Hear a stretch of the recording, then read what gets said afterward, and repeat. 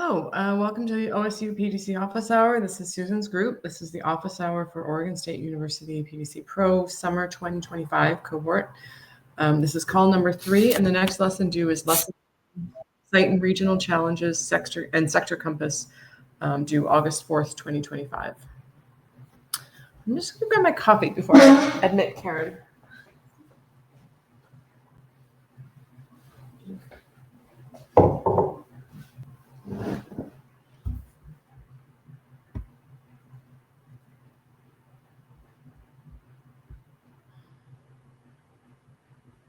Good morning, Karen.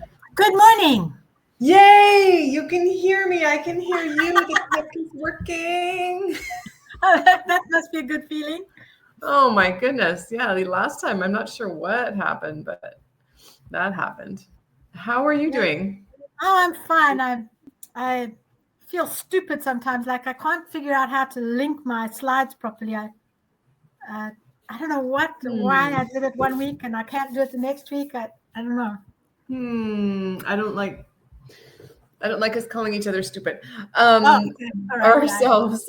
What do you mean link your slides? Like link them into the discussion? So when I see what other people have done, is they actually is a little symbol that says a link, as well as the URL, if I remember correctly. But whenever I copy a link and put it into the discussion, it just adds in the URL. It doesn't. And so Sia commented. Yeah. Okay. Let me see. And I don't know what problems that causes people.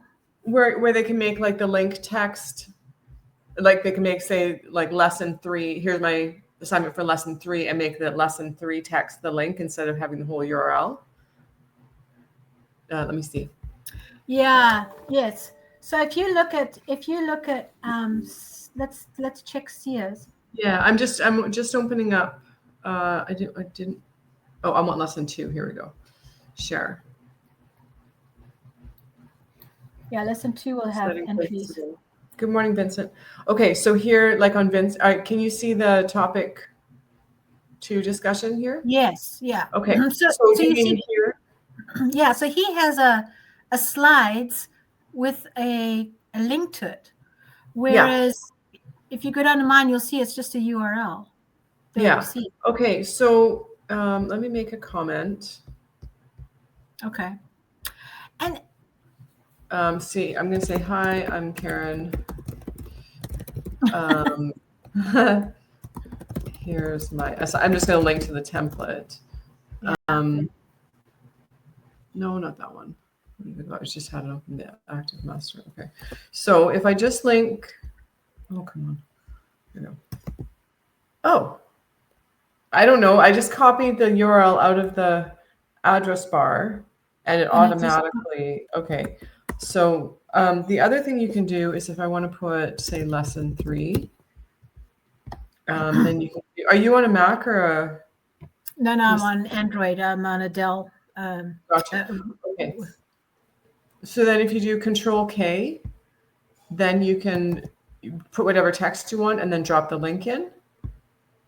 And then that will that's what I did, is I forgot to go that step of, okay, I know what I did wrong. I think you can right click it too, and then yes, you have to actually create the link. I missed that step. Okay, I get it. Okay. I think I get it. I'll probably get it wrong again. Anyway, that's how it ends. If it's just the URL, it doesn't. It's really fine. It doesn't matter. Sometimes also, well, that will still make the URL text stay. It'll just highlight that whole text as a link. But if you hit return after, then it will update that as an active link. But you'd still see the whole URL text. So yeah, if you want to do, that's how you do it. If you want to have specific text. Okay, I know now what I didn't do. I hope I can remember it next week. Okay, and really, that's not.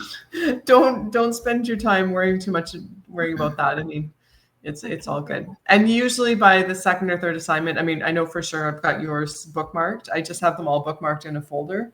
Okay. So then when I see that you've submitted something, then I open it up. So yeah, and then the other thing I have is I don't understand was I commented on Vincent's. Hi, Vincent. I see you there. Sorry. I'm not trying to talk about you as if you're not in the room. But I commented on Vincent's project. But when I go back to look at and they gave me points for it. I got my 2 points or whatever.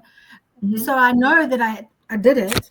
But when I go back and I look, I can't find the comments. So I don't know where I've put them and why the system recognized them if I put them in the wrong place. Did you put them into his slides specifically, or into the discussion? Oh, maybe I put them in the wrong place. No, there's no real wrong place to do it. You can, if people have opened up their assignment for commenting, you can comment on the slides. The peer review is really like, it's kind of an honor system. It's like you went and reviewed somebody's stuff, you left some comments. So you can either leave the comments in their slides if they've opened it up for commenting, or in the discussion group. So we keep the discussion group open for that review, because some people don't want a whole bunch of people's comments on their slides. So yeah, either or, whichever works for you. Okay. Sorry, Vincent, if I did put them in the wrong place. Oh, it's fine. It's fine. Thank you. I appreciate them. I love having my regulars in my office hours. So see people. I mean, it's nice to get, you know, people that haven't been able to show up. I thought Sydney was going to be here today, but yeah. So how are you guys doing with lesson 1 or 2 or 3, or things in general? Are there any questions? I think for 1, I'm good. 2, I think I need to make some adjustments to my base maps for some of the density or opacity. Yeah, I remember making some comments on that. The transparency helps a lot. So yeah, okay. I think I have those to make, but otherwise, I think I'm okay with those 2.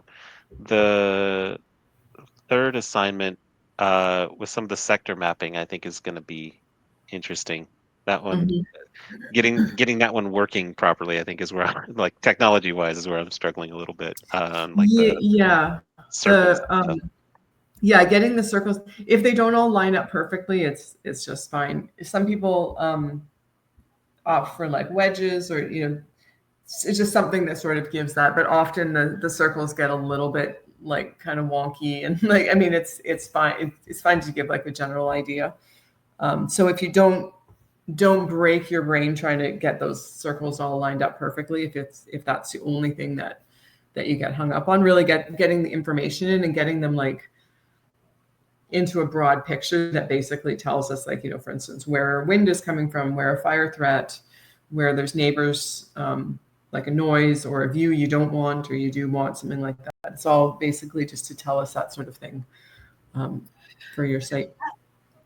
If you have a broken line, so for example, let's say you have a view that you want to protect from the east side, and then you have a view that you want to protect from the west side, and you don't want to draw a whole circle around, can you split that arc and put in 2 arcs of the same color? Absolutely. Or is it okay? All right. Yep.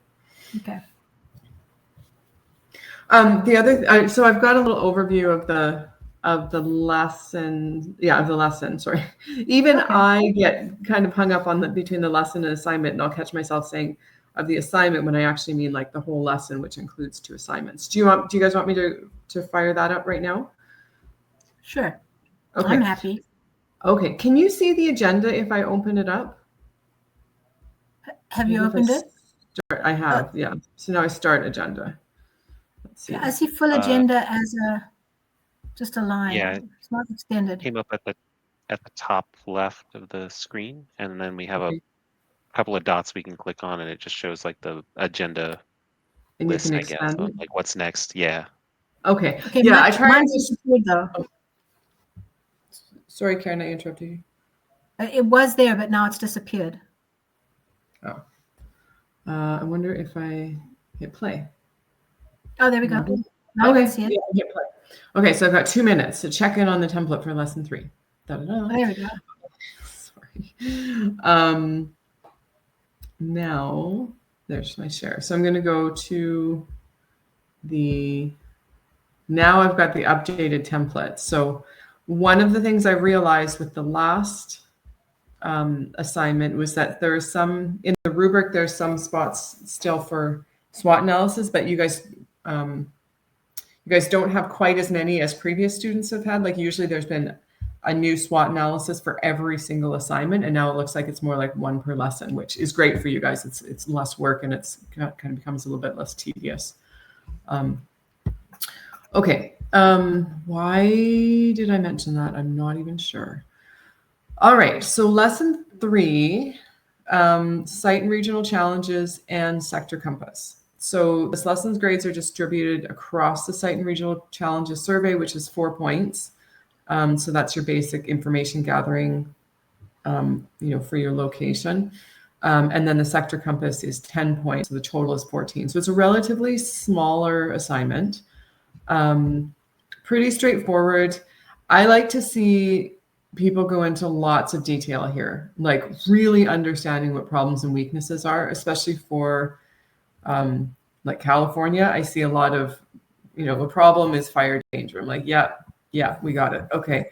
But is there a particular fire danger for your site? Like, are you located at the top of a ridge surrounded by brush? Are you, is there like no fire control around you? Are you in a really remote site, something like that? Or for instance, for a flood risk, are you in a floodplain? Are you at particular risk of flash floods? What's been the historical precedent of flash floods or anything like that? So really get into detail for your site. I'm not looking for the general overview here. It's like what specifically, threatens, or, on the flip side is going to be like opportunities and that sort of thing. It's kind of a blown up SWOT analysis, really.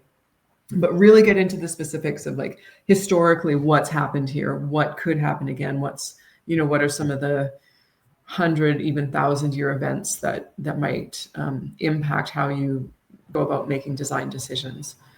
So there's problems and weaknesses, and these can be multiplied.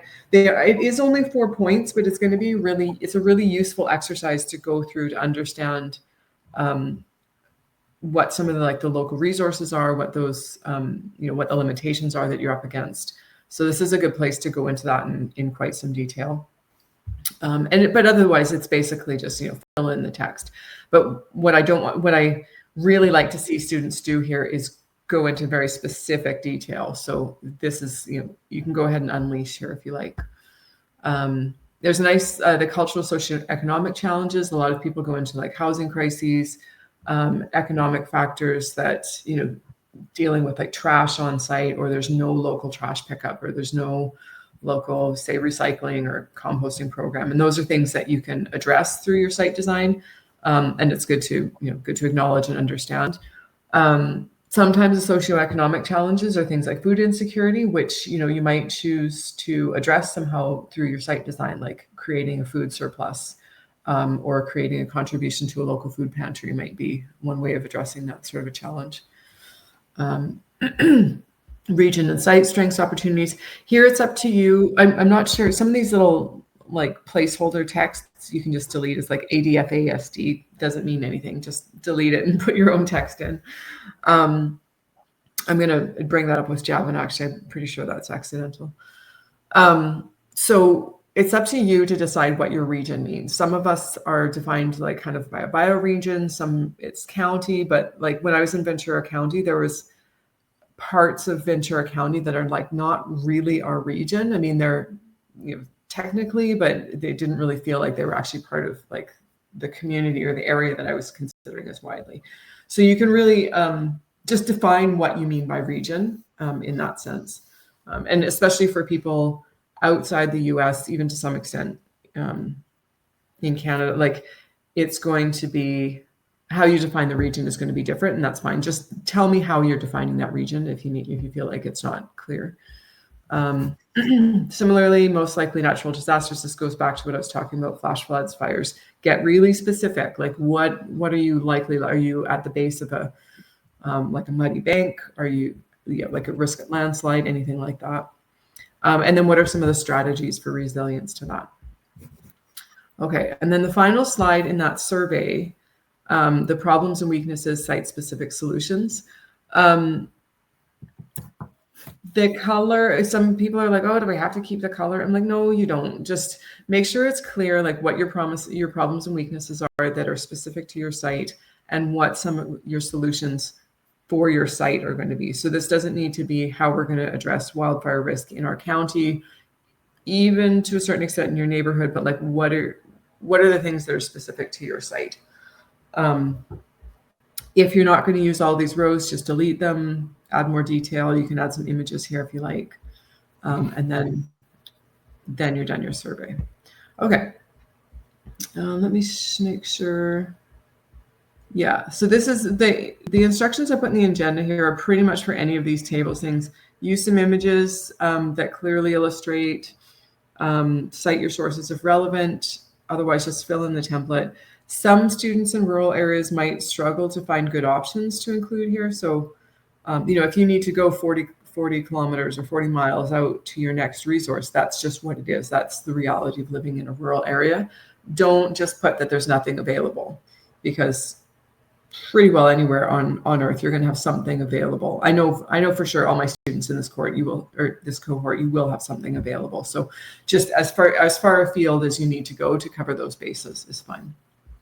Okay. And then again, no SWOT analysis here, so don't be looking for it. Okay, and then we go to the sector compass. So this is kind of deceptively short. It's only one slide, but there's a lot of elements to it. So I really recommend, before you submit, go look at the rubric and make sure you've checked all the boxes. So kind of strangely to me, and maybe it's optimism, but a lot of students will skip putting where their nearest grocery store is. Even if that's like a local farmer's market or some sort of like food supply, it's good to know. So know where that is in relation to your site. There's a population center, hospital, fuel sources, all of those. So make sure that you filled out all of these aspects, and then go to the rubric and double check that you've checked those boxes, and that's how you're gonna get all your points. Otherwise, you're going through this list, your water flow, fire threat. What is this one here? Summer sun, winter sun, pollution, wildlife, visitors, views, and the prevailing wind. So you're giving us a broad overview of what all the factors are that are influencing your site. If you're finding it's getting too hairy, there's just too much kind of going on, you can split it across. Like some students will split it into sort of like weather climatic. So prevailing wind, winter and summer sun, even fire will go into one. And then the rest, like water, wildlife, visitors, neighbors, will go into another. So if you need to, just sort of categorize them broadly, split it into 2 slides, and that's fine. Don't go more than that, because once you're getting into like 3 slides and really divvying things up, you're probably getting into too much detail for one, and the other, you're missing the value of the sector compass, which is to show everything together and as much as possible without over complicating a single image. So, okay. And then the usual, fill out the information bar, your project name, your name, your address if you're using it. I know not all of you are, which is perfectly fine. And then lat long, all of those details need to be filled out every time that little information bar shows up. Your compass rows, same thing there. Whether or not you're using this default one is fine. Just make sure that it's accurate to your map. So this image here, you're going to be using your base map. So use the clearest one. Generally, I recommend just using your line map, because that's going to show up most clearly at this scale, because it's smaller than using the whole slide. Generally, the aerial view is going to get too cluttered. And the grayscale doesn't really show enough detail at that point. And then here you're going to get your sun angle information. So there's a solar angle section where you can get information about how to get those solar angles and set up that diagram. So that'll show where your sun is at the extremes throughout the year. Okay, any questions from YouTube while we're sitting here, or does that all seem fine? Are these categories like set in stone? Like, for example, pollution for my site is probably going to be a minimal concern, just because we're at like the top of a ridge. There's not open farmland nearby. Like there's not a lot of traffic because we're rural. Is it Yeah. possible to change that to something else like privacy and security or something? Yeah, Or you, does it yeah, have you could change it. Put a note that about that pollution is not a factor.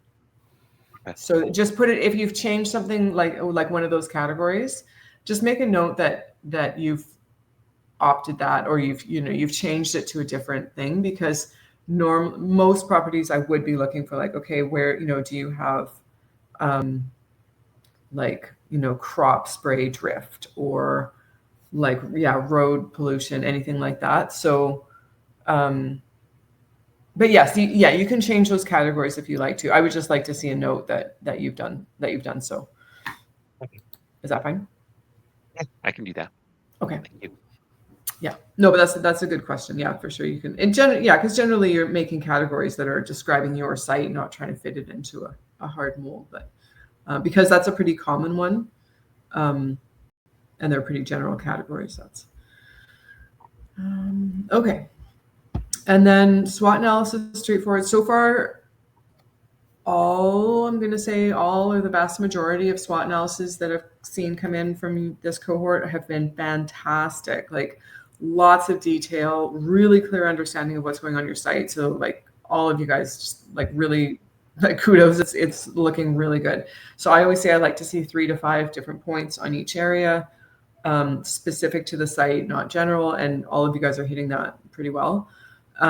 So you're clearly getting that. I don't think there's anything really unusual here.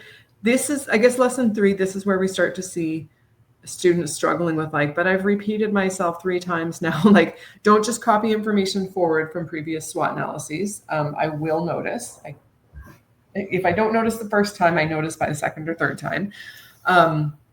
So make sure that you're looking at it from the perspective of this assignment. If you do see things coming up repeatedly, you can note that. You can say like, oh, like here's fire risk yet again, but you can say like the fire risk is coming from, say like the western portion of the property where there's a lot of scrub.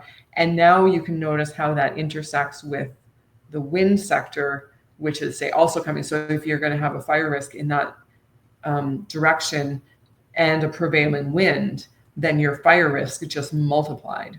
Or the opposite, you've got the prevailing wind is actually pushing away. So this is what happened in our property in Camarillo, is that we were surrounded by fire risk. We're up on a ridge.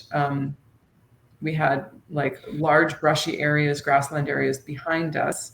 Pretty like well treed, lots of stuff for fire to start in below us. Never mind the fact that we had probably the last cedar shake roof in the county. So we were actually relatively speaking, we were at a pretty high fire risk. But what would happen is when we got fires, we did have the mountain fire was within a few hundred yards of our house. Somehow the way the wind channeled down the ridge and then through the urban area below us, it took all of the fire, basically, like all of the sparks, embers, and everything blew kind of past us. It was really strange. And then all of the smoke, we got about 40 minutes of smoke between that fire and any of the other fires that have happened over the last 10 years. The smoke would blow kind of, again, like down the ridge, or we'd be getting the ocean breezes and it would be blowing it all back around us. So like you'd go down into the actual city and it was all just like clogged up with smoke, but we were up on the ridge, so we had pretty good clearance. So understanding how those sectors start to interact is really the value of the sector compass. So this is where, like in the SWOT analysis, you can get a little bit more granular about how those things are interacting to impact, either negatively or positively, your different, the strengths, opportunities, weaknesses, and threats. Okay, and then the usual, what have you learned? What are your goals and tasks based on this assignment? Any questions you might have? And then if you want to give feedback here. So I'm keeping a question bank. So if you put questions in here and I feel like they're going to be relevant to other students, I'll generally copy them out with my answers, and I anonymize everything so that it's not, identifiable, and so that it is general. It's not just highly specific to your site. But those questions are really useful. So if you have questions, I really encourage you to drop them into the slide there. Okay, I'm going to take a quick look at my agenda and see if I missed anything. Double check the rubric. Nope, and then that's it.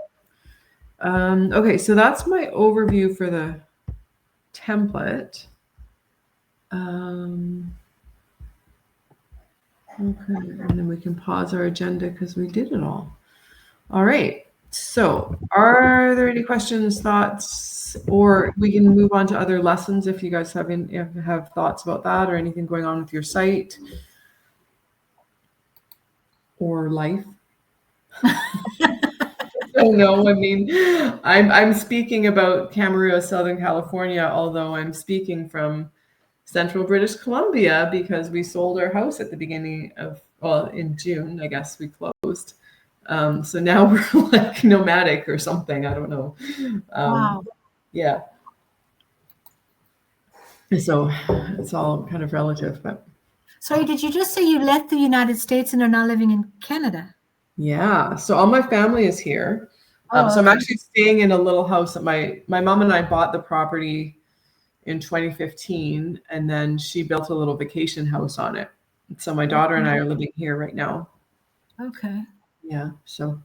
Wow. Yeah, a lot of transition, but it's interesting to because we drove up. So we drove up from Southern California, and it's been really interesting coming up through all of those different areas. So you see the different habitats kind of differently when you do this kind of work, right? Like you're looking at different things than just the scenery. But yeah, like the wildfires are already starting. There's a couple of fires going in Oregon that we had to just change our routes to accommodate. And parts of the province, it's been really wet, and then now we're like kind of up north and it's been a lot drier. So really watching how conditions have changed over the last 10 years between Southern California, which was in a like severe drought when I moved down there 10 years ago. And that's kind of, it's a decadal cycle. It cycles on about 10 years. So now it's getting back into kind of a wetter cycle, whereas in British Columbia, it's been getting a lot drier. And so a lot of the challenges that we went through in California are now really applicable to what's going on up here, where people are just like, kind of panicking because they're like, we only got 12 inches of rain. I was like, wow, 12 inches of rain in Southern California was a good year. So it's, it's quite, it's interesting times for sure. So. I was thinking you'd moved from the dry place to the source of the water, but now you're saying that it's well, the other thing, what affects things a lot up here has actually been the forestry history. So in the 70s, the BC Forestry Service was getting a lot of pressure, to be more environmental and to actively reforest areas that they've been clear-cut logging. So what they started doing was there was a big push for, sustainable, some sort of sustainable forestry. So that became, that was understood as like the way to reach that goal, I guess is one way to put it, would be to have a fast growing tree species that then they could basically harvest more like an annual, not, obviously not on that time scale, but more like an annual crop than logging old growth forests, for instance, which we still do, unfortunately. So the BC Forestry Service started whole scale planting these clear cut blocks with pine trees. So a lot of the foresters that had been working already, for a long time, like through the 50s and 60s, were like, so the pine trees are short-lived species. They require fire to release their seeds from the cones. So they're like, so now you're putting in a fire-prone species that's short-lived. So if these go beyond their natural lifespan, we're going to have a huge fire risk. Never mind the fact that, we were just starting to understand how when you've got a stand of, same age, same species of anything, it's very vulnerable to pest outbreaks. Yeah, especially. Go ahead.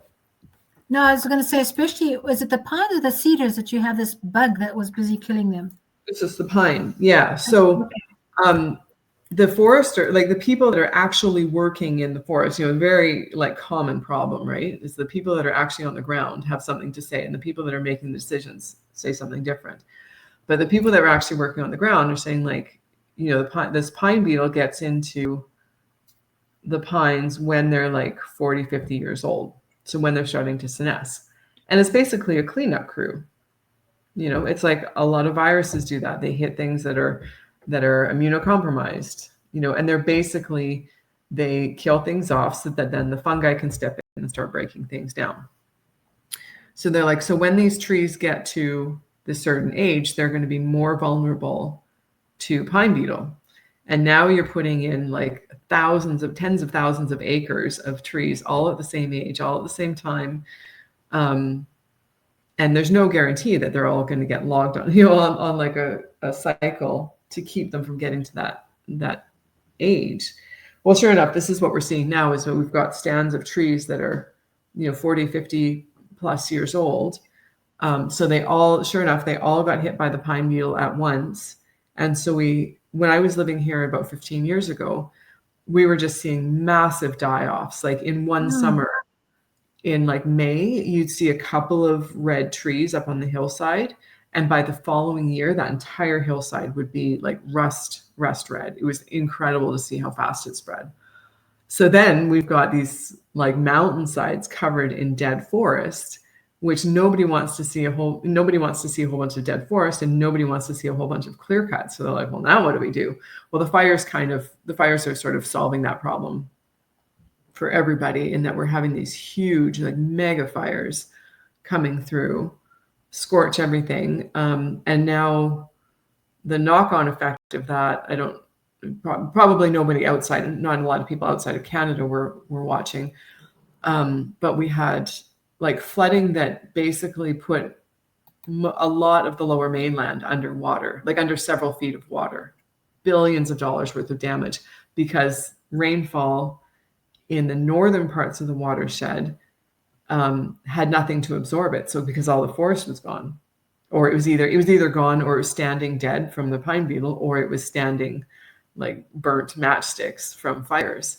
And so suddenly we just had nothing to hold water. And the pine soils are really friable. There's not a lot of nutrition. And when you get on the coast and you've got the cedars and you've got a lot more diversity, slower breakdown, a lot more moisture, you've got a pretty deep soil bank. But in a lot of the mountain forest, you've got very, very thin soils. And so when the rain hit that, it just washed everything out. And we have massive landslides and flooding down on the coast that you could trace all the way back up the watershed to these these forestry decisions that were made in the 70s. So it was this horrible, but perfect storm of how our management decisions just have these trickle down effects. So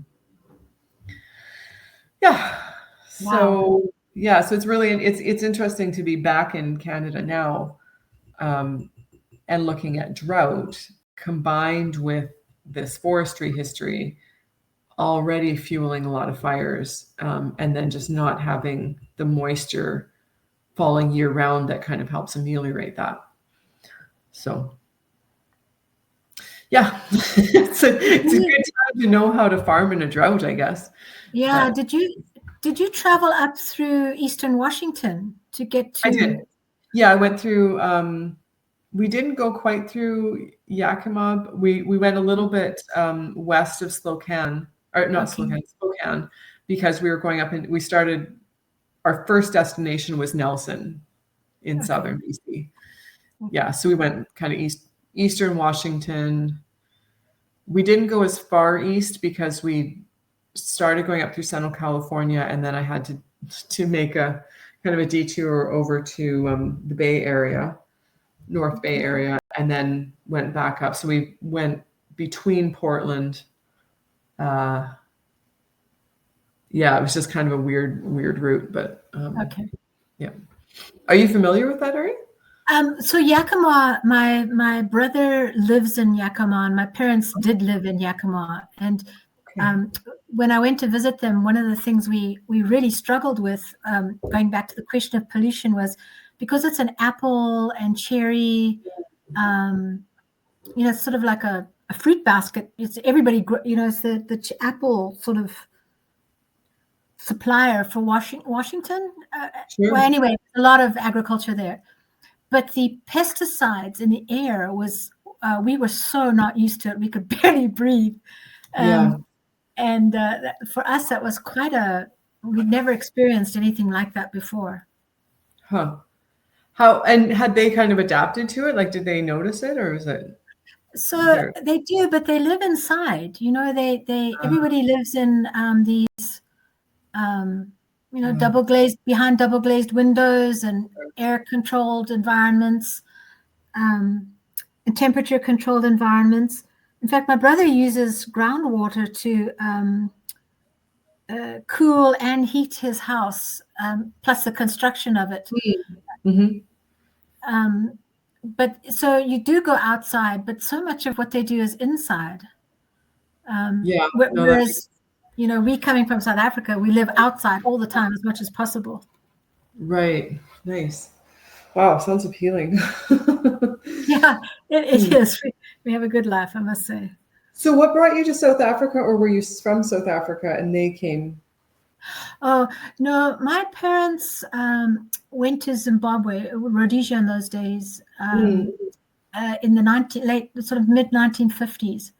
And they were missionaries, and I was born there.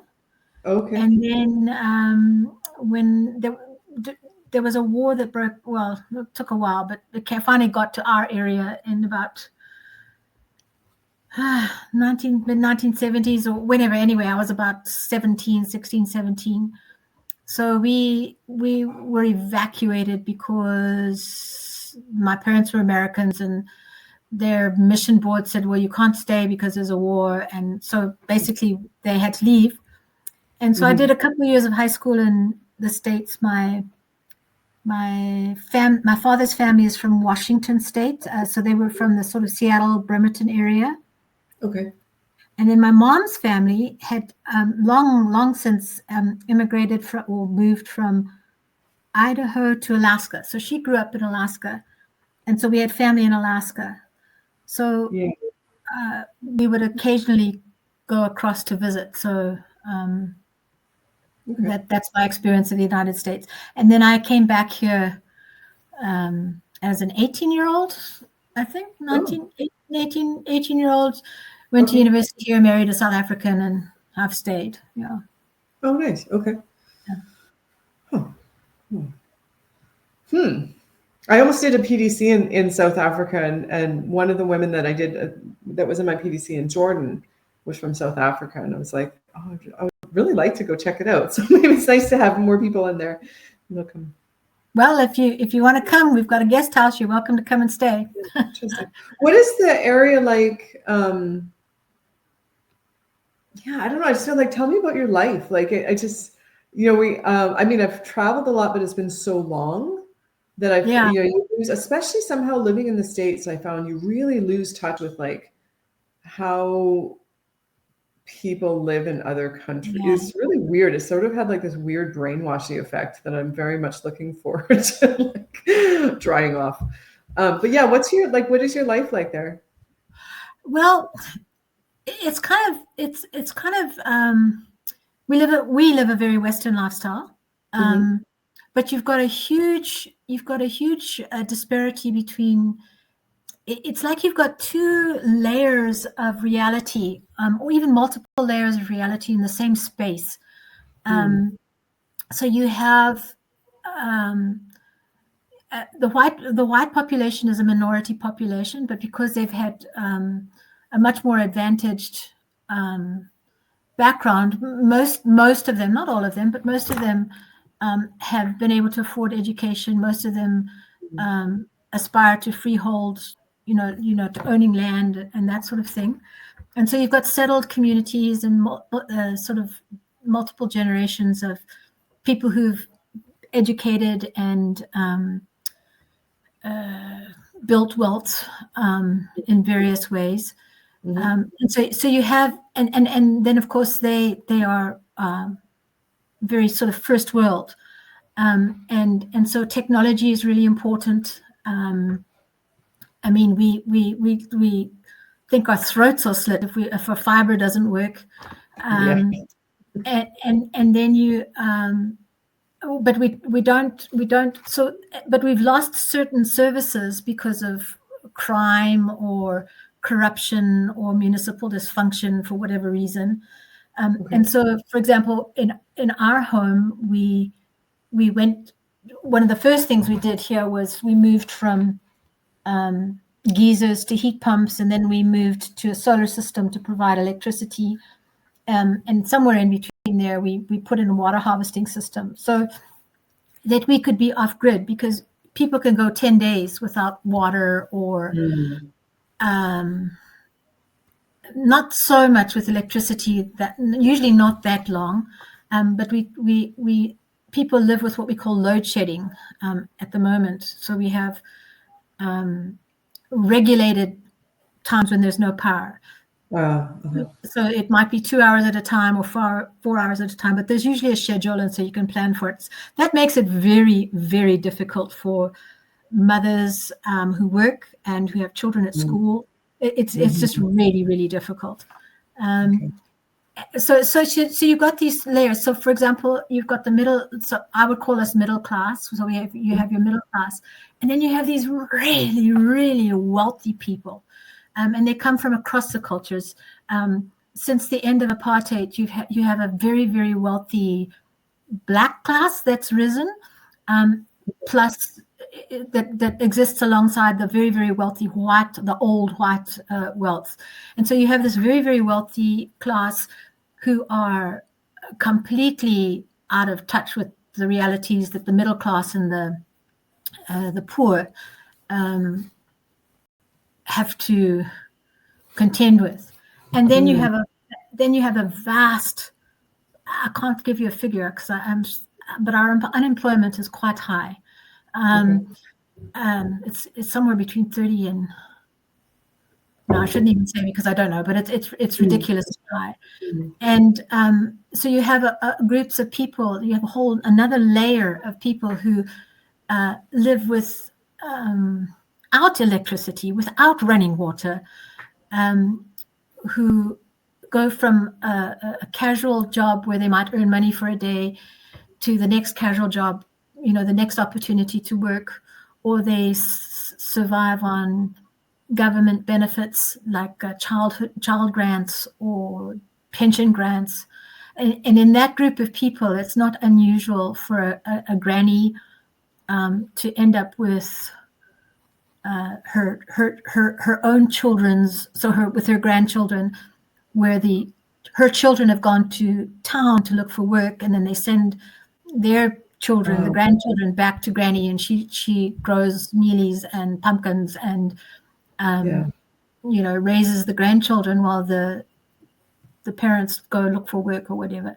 So you've got this development context, a sort of stabilizing middle class, and these very, very wealthy people who are just sort of, they're just ridiculous. And that gap is getting bigger and bigger. The poor are getting poorer. The middle class are shifting up or shifting down, depending on how corrupt they are or how clever they are, or how innovative they can be. And then the upper echelons are just sort of untouchable. So that's the best way I can describe it, is you've got a first world and a developing world living right next to each other. Yeah. It sounds like, having only been in East Africa, really, like Kenya and Uganda.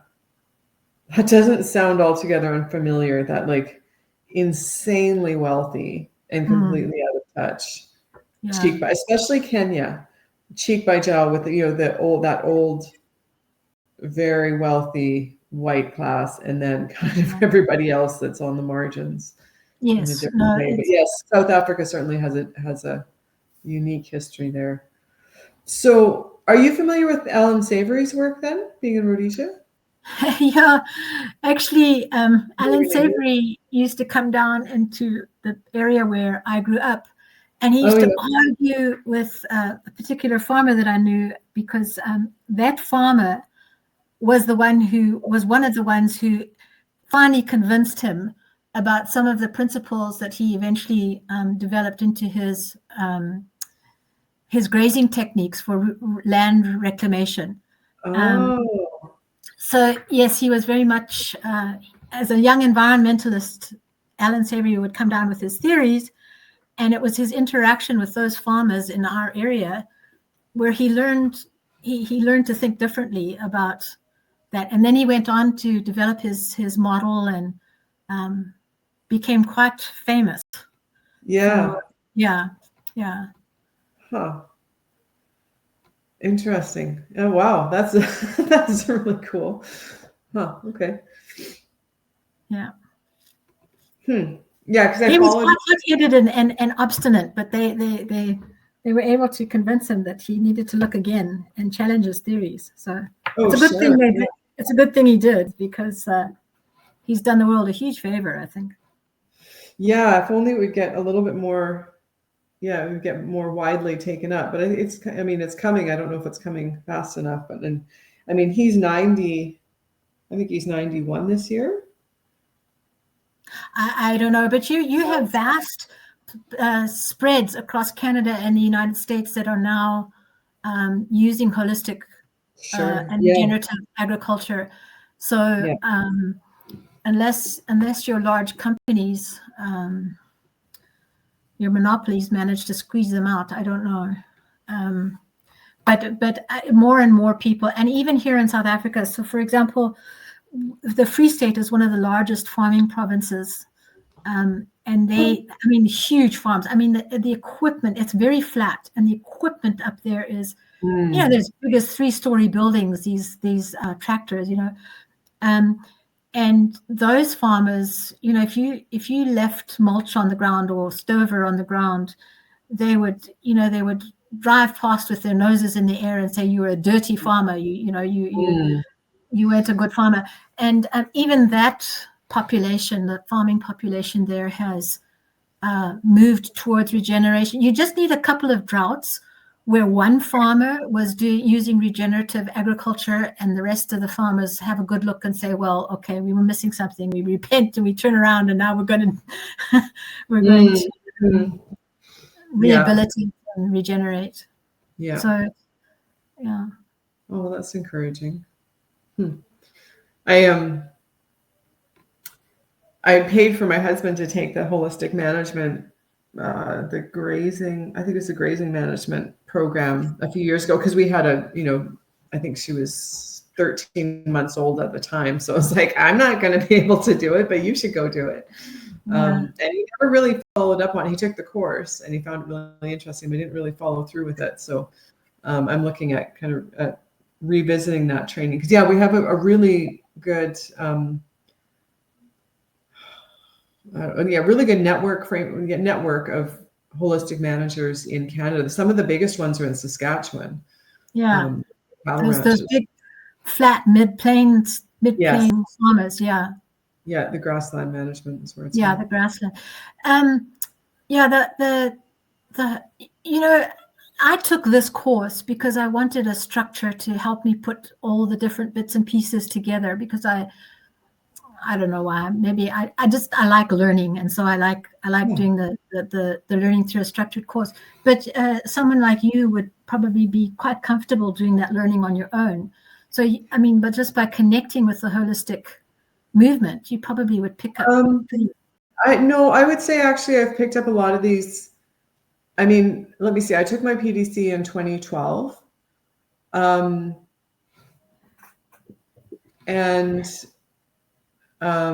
yeah, I mean, I have a very much a scatter plot image-based brain. So I can take in a lot of information and I sort of constellate things, but it is really hard for me to like maybe not synthesize so much as like, it doesn't make, in a nutshell, like narrow things down. Really struggle. Right. So over the years, I've worked with different people like Javin Bernakovich, who's also an instructor in the course. He was fairly, or like he was a pretty early adopter with holistic management and holistic context. So he started doing this course called Finding Your Niche, because he was finding his PDC students were graduating with like interested in everything, no idea what to do next sort of syndrome. So he was really helping people narrow down into like what was really important and what worked with the skills and aptitudes they already had, rather than like trying to do everything. So I mean, my background is in ecology and evolutionary biology. So I mean, for me, it's always been really clear that like my channel through all of this has been like the scientific aspect. So that helped narrow things down. And so, you know, with Allan Savory actually coming from a similar background, and then putting things into an organizing framework, that was really helpful in terms of like decision making, like how do you decide what to do next? What it doesn't do is provide like a whole ecosystem overview, or a whole system overview. So that's where Darren Dougherty's work has actually been really useful, because Darren's work is really actually what this course is founded on, is the scale of permanence, which comes from the permaculture pedagogy, in this like, okay, what is the hardest to change, and once you've changed it, it's most permanent, all the way down to what's easiest to change, and once you've changed it, it's easy to change again, right? And there's different versions of the scale of permanence. So Darren adopted like one primarily, which like climate, water, geography, and then access, structures, forestry, down into like economics and energy. So there's 10 levels there. So he teaches the Agrarians program. So in 2016, he did his worldwide tour with Lisa, and they came to Aurelia Ranch on the California coast. Well, it was 45 minutes north of us. I'm like, there's no way I'm not going to this. So I went and did that course. It was a 10-day in-person, incredible experience.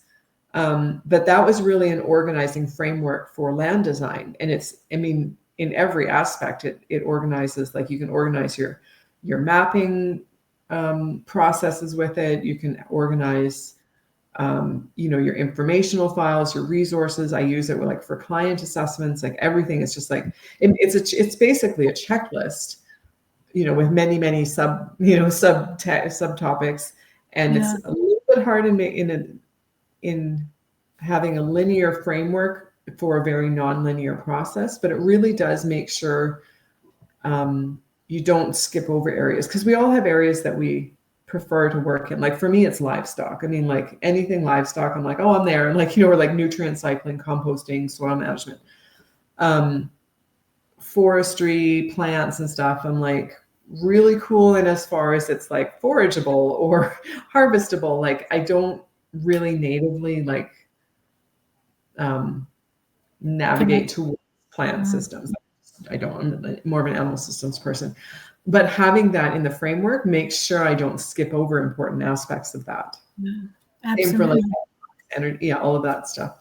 And it also shows me like where my weak areas are. So where I might bring in a different consultant or a different person, or go take a course or something. So I found that like that holistic man, and Darren will say, like he's got an interesting story about it, but like holistic management has really, really supported and furthered his work in permaculture. But he's got a story of going to Bill Mollison's house and seeing the holistic management book, and he picked it up, and Bill was like, oh, you should burn that. He's like, that stuff is just garbage. It's going to wreck everything you do. And really? So he, for like a decade or like 15 years, and then connected with Allan Savory and was like, oh, this is actually really useful, and picked it up again. And he's like, it opened up everything for him. He's like, he's not sure why Bill was so resistant to the idea, but there's this evolution of like processes and ideas and things. So like, it's like permaculture shows you how to design, like make the relationships between things, and the Regrarian's framework, or the scale of permanence, makes sure you've accounted for all the things in like creating those relationships. And then the holistic management framework helps you decide like, okay, what do I need to work on first? Who's making the decisions? Who, like, what factors do I need to consider, like from a regulatory standpoint? And then like there's 8 testing questions. So making sure that you're testing those decisions based on like what you want the future to look like. So I found that those work together really well, and without one of those pieces, it kind of falls apart. So this is particularly why I teach in this course. Like, this was not just a random like, oh, I want to teach in a PDC, but like I approached Javin a few years before, and I was like, oh, can you tell me about what Oregon State is doing, and what Andrew's doing with this course? And he and I talked about it for a long time. And then I was like, I think this would be a really good fit, like a PDC that I could actually really support and really feel good about teaching in, because it has those frameworks built in. Not all of it. I mean, you can't teach everything in a 20-week course, but I feel like it's the best portal out there to connecting to those different systems. So this particular course is doing that, and what I'm finding is that each lesson is getting me to ask questions and to think about relationships or elements that I realize are actually going to come in the next. Well, I find out in the next session that the previous lesson got me thinking about them and trying to figure out where they fit in and how to where I should be going next. And so you have incorporated the systems thinking, and you have incorporated a stakeholder type of analysis, although you don't make a big deal about it, but you incorporate all those different elements. And to go back to your statement about how all of these frameworks, these different models sort of have become not interchangeable but coherent with each other. If you come across a model that contradicts holistic thinking or permanence or whatever, then you really should question that because Right. they should, in fact, be able to nest in with each other. Mm-hmm. Yeah. No. Otherwise, there's something very wrong. Sure. And the nice thing about holistic management is it's really like non-dogmatic. It's like, you go ahead and test that. Go test that system. Know whether or not, because there's a testing question about that. Like, does this move you forward, towards or away from your holistic context? And it's like, if you know that it's like, not in the direction, but you're going to try it anyway, then all you're doing is just trying and then analyzing and then like taking the feedback. Did it move the needle for, in the direction I thought, or it didn't? Or like, I really appreciate the lack of dogmatism about it. Yes. There's no like, you must do. There's like, well, this is how you put the things you choose to do into an organized framework. So you're not just like shotgunning, scatter plot, try everything, which permaculture is really easy to do, really easy to just go down one rabbit hole after another. It's wonderful and awful in that respect. It is easy to do, but the way this course teaches it, being principle-based, allows you. So, for example, one of the videos I watched today, was it today or last week? I can't remember. It was about biomass, necromass, and what was the third? Sorry, I can't remember what the third thing is. But at the end of it, Andrew Milson said, he was talking about novel niches. Is that the word he used? Yeah. Where humans have interacted with the the landscape, and so they've changed it, and because they've changed it, there's all these implications.